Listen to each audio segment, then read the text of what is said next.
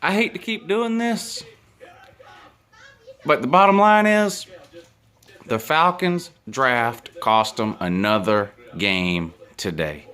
Period. I don't see how you can come up with any other explanation. How do you lose to a San Francisco team that basically jettisoned its entire team last year, including its coach, its water boy, the ball inflator people? They're all gone. Their leftovers are there. New coach, Blaine Gabbert at quarterback. Let me explain something to you people here. Reality needs to set in for the Atlanta Falcons.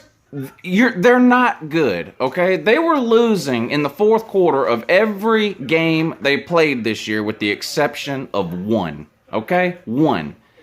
If you want to say the Falcons are anything, they were the luckiest team in the league through the first 5 weeks. That's it. You beat a Redskins team that's trash in overtime. Whoopity-doo.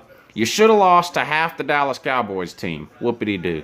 You should have lost to the Giants. Whoopity-doo. You almost lost to the Eagles at home on opening night. Whoopity-doo. You lose to Tampa Bay. Now you turn around and lose to San Francisco, the San Francisco Blaine Gabberts. Just humiliating. But the draft cost you this game.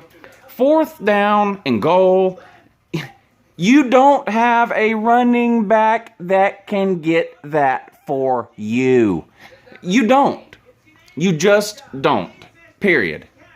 Now, there was one available who could have, and he had another 100 yards and a touchdown today. But, you didn't want Todd Gurley. You didn't need him. But you needed Tevin Coleman and his 1 carry for 3 yards today. You needed Vic Beasley, who went another game with no sacks. He now has a grand total of 2 on the year. You spent a number 8 pick on a guy that can only do one thing, sack the quarterback, and he's done it twice this year. Twice. He's a bust. He's a complete bust. Your 2nd-round pick doesn't even see the field. That Collins guy, he's terrible. He's no good. He couldn't cover a bed if he was a sheet. That's just how he's worthless. You blew the draft. It cost you the game today. You kick a field goal. That's terrible. Terrible. Devontae Freeman, 12 carries today.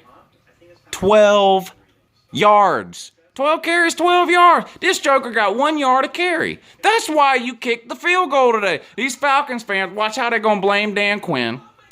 They're going to blame him. We shouldn't have kicked the field goal. You had to kick the field goal there. You couldn't get 2 yards.